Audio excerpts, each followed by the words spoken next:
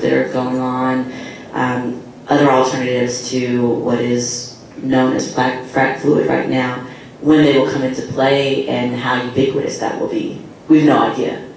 But yes, hopefully there are improvements on the way as well. Can I address that? First of all, Pittsburgh is a wonderful place. What?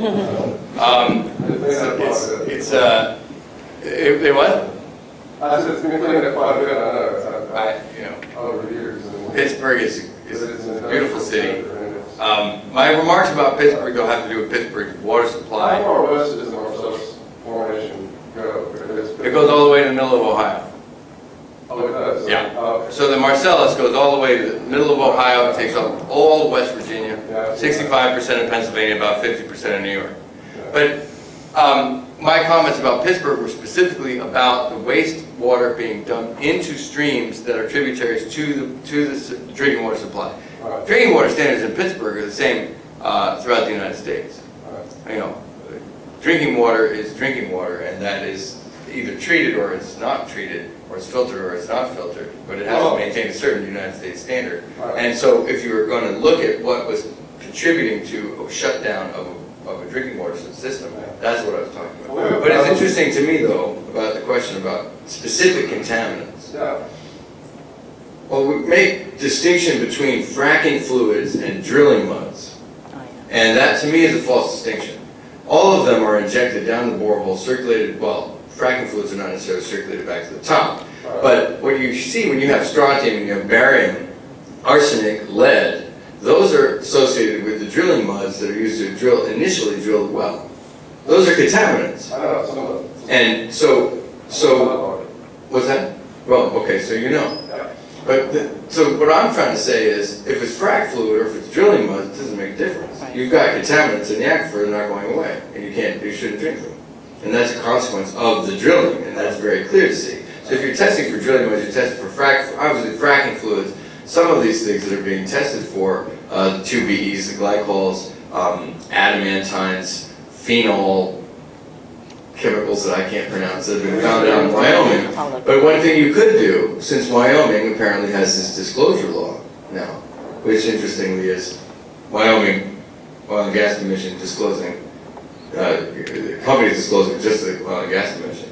You could actually then go ahead and do, if you're doing this in Wyoming, which will be done in Wyoming, compare what was actually taken out of the ground to the water sample, and you know what you might be testing for in that case. The Pennsylvania DEP does have a list of what you could be testing for. The other ways to do this are, you can test for conductivity, which is a general, I mean, you can test for categories like MBAS that would indicate surfactants and not necessarily be testing for the specific surfactants. So there's different levels that you could do this to, depending on how much of the sample you have, how much time you have, how much you want to spend on each particular case, And it is really frustrating that you have 600 odd chemicals that you could be testing for, and that there isn't a disclosure law that says the industry has to tell you what they're putting into the ground at this specific location.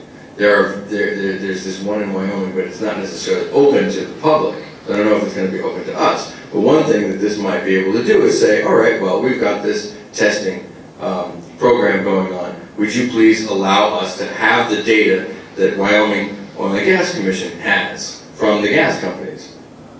You understand? So that there's a way to say, all right, well, please let us have that, and if they don't want to let us have that, then it shows that their disclosure law isn't actually a disclosure law. It's just a little game that the industry is playing with the gas commission. It's not clear yet, because the governor of Wyoming has said that that might be the case. So, I think that there are ways into the conversation about, but I think it is dishonest to ask questions saying, all right, well, lead and those kinds of things aren't associated with drilling, with fracking, because they are associated with fracking. I didn't say that. I said you need to make a specific comparison. I'm only make really a suggestion. Okay. Because you are an environmentalist, and it is an environmental problem. But, I mean, oil and gas drilling has always been a very dirty, horrible, dirty industry. Yeah. So, specifically, to control the damage, the guys... let me interrupt you for just a second. I think what would be really important is, and you've heard this probably quite a few times yourself, because we all have, is that the drilling companies don't want to release their recipe because it's proprietary or what have you. And they say, well, the Colonel doesn't give his recipe to anybody, Cook doesn't share their recipe with anybody. I'm not asking you for the recipe. You can pick up a can of Coke and see the list of ingredients on the side of it. I would be satisfied to get the list of ingredients from the company. And I think that there's pretty good reason why they're not sharing that with us. And with that said, you're going to see me leave here in just a second. I want you to understand is I'm not running away. I'm just running off to catch a flight to attend another meeting. So thank you all for coming out today. Appreciate your support. And if you can go through anything through the website, if you need to get in touch with me directly. Thanks, folks.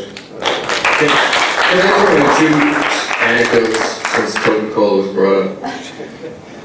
Not to beat up on Pittsburgh, but it was actually the Coca-Cola plant that started to figure out there was something drastically wrong with Pittsburgh's water supply. Because the Coke started to come out salty. And they called up and said, what's going on with the water? Our Coke is salty. So, the other thing is that a woman I know named Virginia Cody, she happens to be running for governor of Pennsylvania, actually wrote a letter to the Coca-Cola company asking them if there was benzene in the secret formula. And they wrote back to her and said, well, thank you for writing to us. No, in fact, there is no benzene in the secret formula. So even Coca-Cola will tell you their secret formula does not contain benzene. Nice. I'm on the gentleman. Are you going to release all the results of your testing?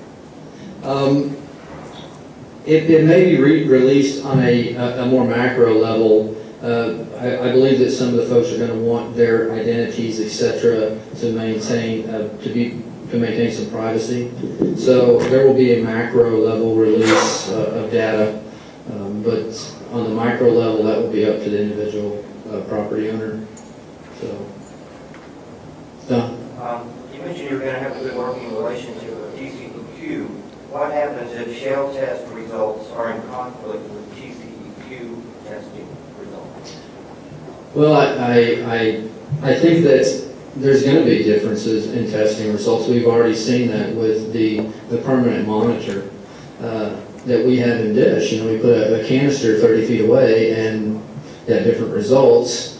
And based on the explanation that I got, that's perfectly feasible to get that. I think the only way that you would prevent that is to do testing at the stack, right at the source, not at the fence line 1,000 feet away or 600 feet away. So there's going to be some differences in results. We're going to use a national certified laboratory. They're going to use a national certified laboratory. And I think most scientists will tell you that sometimes you're going to get different results. Certainly with grab sampling, you're taking a very, very quick snapshot of what's going on. So I think that we understand that, and I think that TCEQ will understand that as well. And we do want to have a good working relationship with TCEQ. I think that TCEQ has made some improvements over the last year, and hopefully we can help them continue to make those improvements. Would anybody else like to chime in? Susan would like to chime in? I just want to add, on top of all the testing and everything that we're going to be doing, I think one of the really valuable things that ShaleTest can offer is education about the process of what's going on. I can tell you with my own personal property, I had stuff everywhere for over a month before I even knew what to do. And that's, once upon a time, I actually thought the Railroad Commission worked for the railroad here in Texas.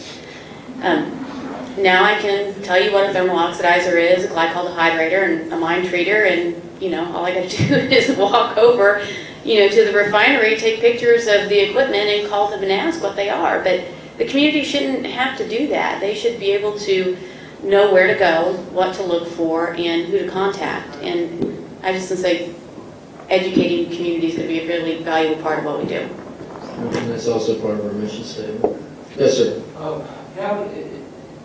There are already thousands of monitoring wells drilled in Marion County.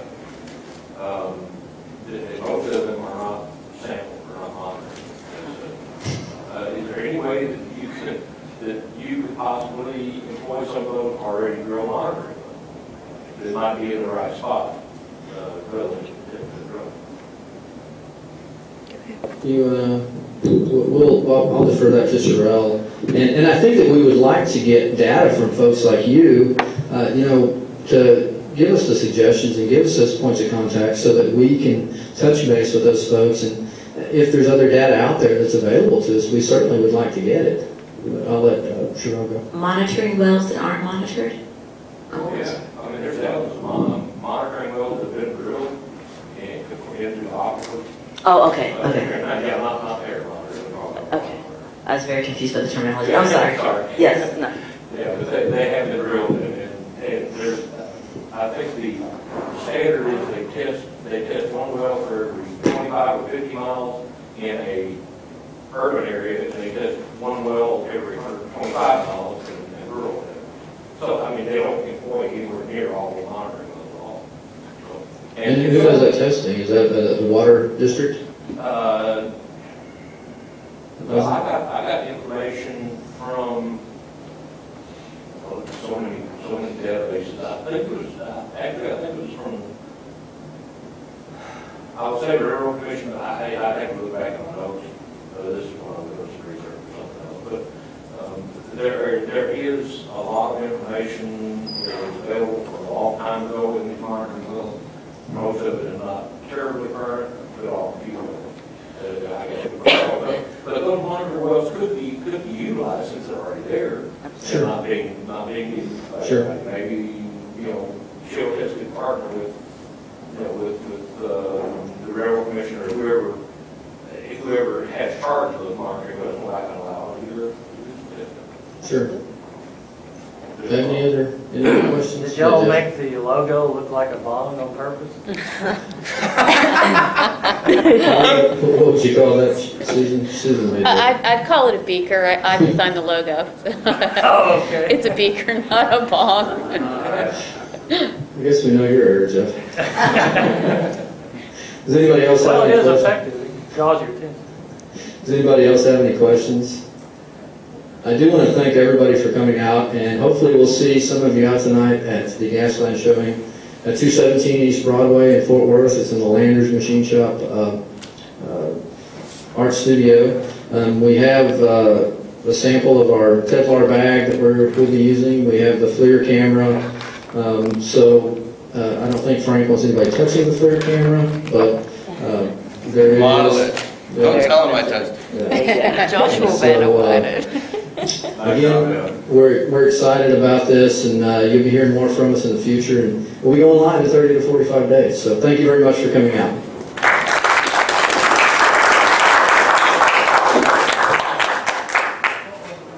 Everybody will be hanging around up here for a few minutes if you have any specific questions. Story about